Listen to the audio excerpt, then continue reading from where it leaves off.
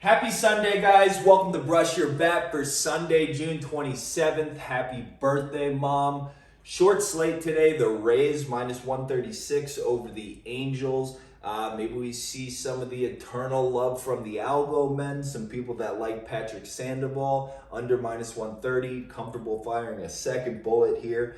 Tarik Skubal has actually got some pretty good peripherals. I can see some people playing him, sporting a 20+% soft contact rate, 80% zone contact rate, 16.5% swinging strike rate. Some pretty legit peripherals, so legit. I think they're probably due for some regression. Eye test wise, doesn't really pass it in my book.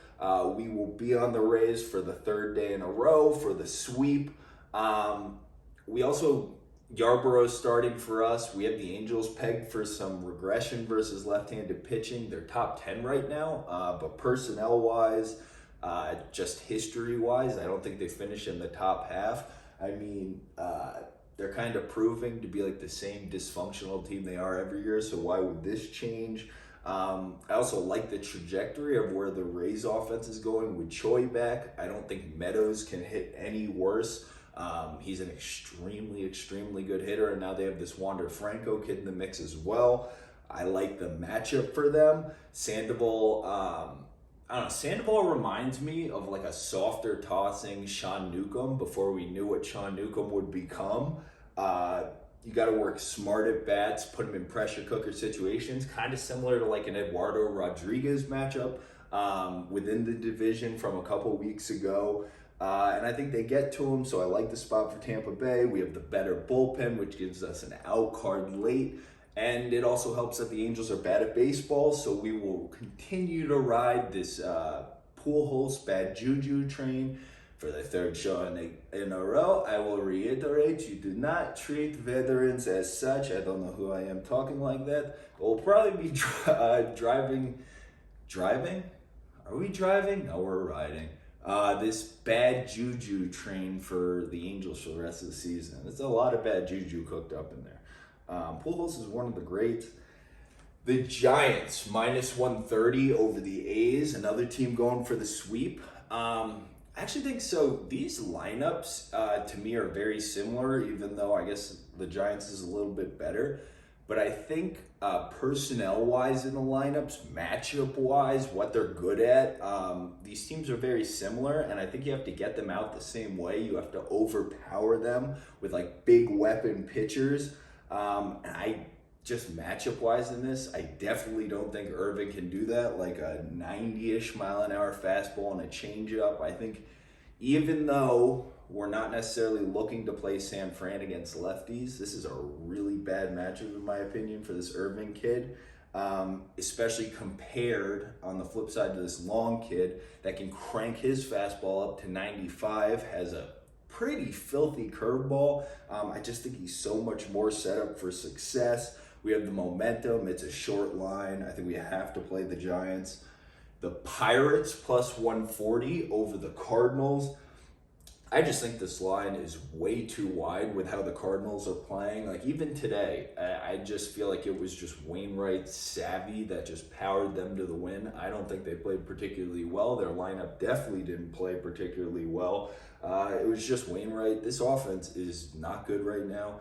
And whatever, it was a while ago, but I mentioned on TikTok kind of repeatedly, especially at the beginning of the season when the Cardinals offense was cooking.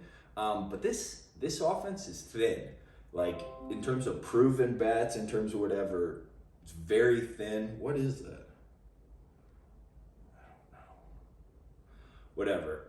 I think it's very thin. You have like Carlson at the top. They're really missing Colton Long. Just so few proven bats in here. Like you're just relying on Goldschmidt, Arenado, and like an unbelievable amount on Yadi Molina to carry, and I think that's a big reason it's not working out for them. The Pirates lineup is cooking right now on many more cylinders.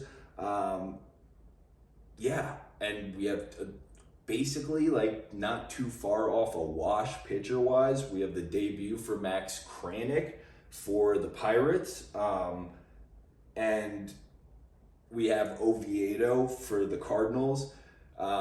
I think both guys, I don't even think they're too far off.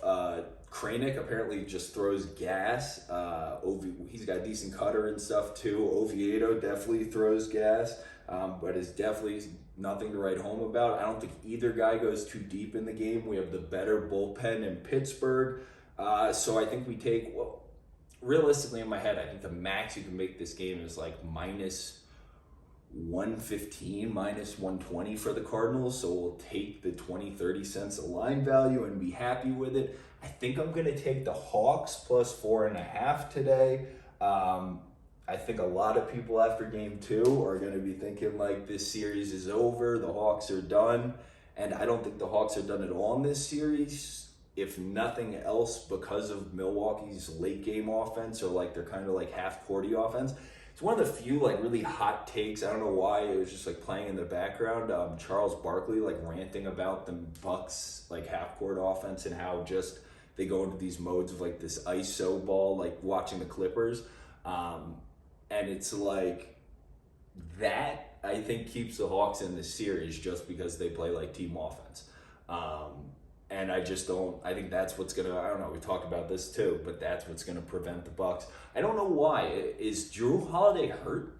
Maybe that's why, and they just can't play everything through him because he's hurt, and we have to have these possessions with like Middleton doing whatever, or like Giannis needing to go one-on-one late. I don't know. I don't know why Drew Holiday can't just take the ball for the last like 14 minutes and just have the ball every single possession there on down. But I don't know, he hasn't been playing great. So, but I think that just keeps the Hawks in the series. I'm going to take the 4.5. I was thinking about taking the Astros Tigers under. We've been waiting for the Astros bats to return from outer space. The long day with the doubleheader yesterday, getaway day for both teams. It's a pretty good matchup. Or I don't know.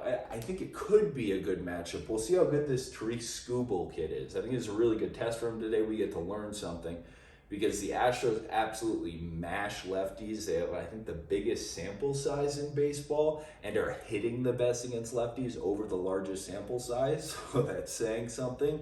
But their kryptonite, like just this era brand version of the Astros, typically like fly ball guys, like craftier fly ball guys can limit the damage that they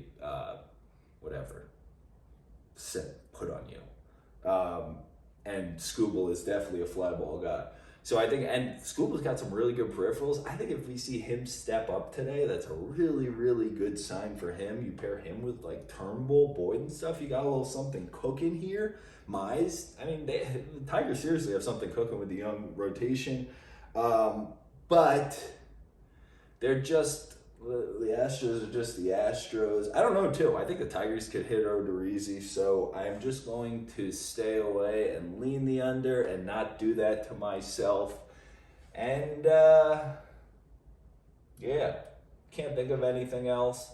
It's leaning Washington, too, but Scherzer, what is it? Is it Alcantara?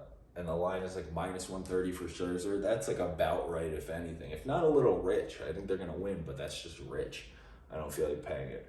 So the Rays, Giants, and Pirates are going to play some Hawks. And I hope you all have a wonderful Sunday.